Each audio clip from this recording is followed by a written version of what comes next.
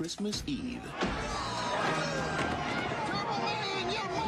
Arnold Schwarzenegger a fait rire bien des parents dans les années 90 avec le film La course aux jouets. Le Turboman était alors le cadeau tant convoité.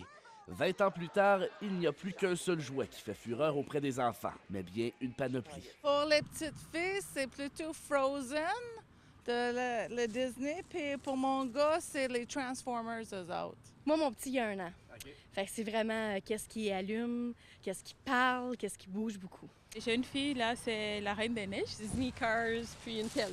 Une pelle pour jouer dehors. Une chose est certaine, les jouets technologiques sont en vogue et s'adressent maintenant aux plus jeunes enfants, dès l'âge de 2 ans.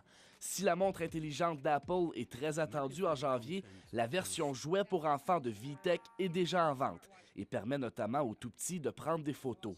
La nouvelle tablette InnoTab permet même aux plus jeunes d'envoyer des messages textes sur les cellulaires de leurs parents et de télécharger diverses applications d'apprentissage. Quand on jette un coup d'œil sur le pourcentage maintenant d'enfants qui reconnaissent avoir tantôt un téléphone intelligent, tantôt une tablette, tantôt un ordinateur, évidemment que c'est de plus en plus élevé. Bien sûr, on le voit, on le constate davantage aujourd'hui simplement parce qu'il y a de plus en plus de technologies et parce qu'on assiste évidemment à une accélération de ce savoir-là. Pendant 20-30 ans, au fond, l'innovation technologique était assez mineure.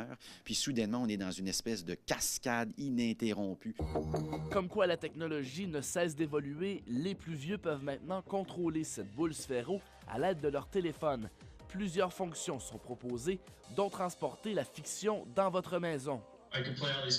Les personnages apparaissent autour de la boule pour jouer, explique le fondateur de Sphero, Jan Bernstein.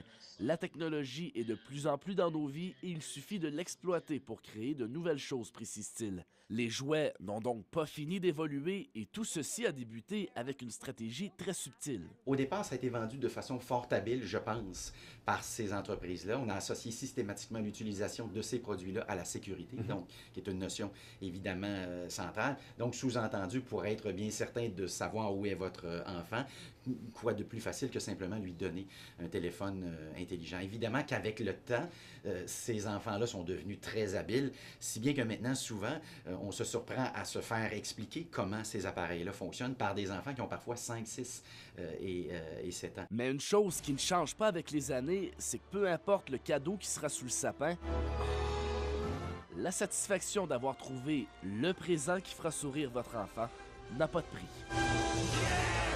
Simon-Pierre Ouellet, TVA Nouvelles, Gatineau.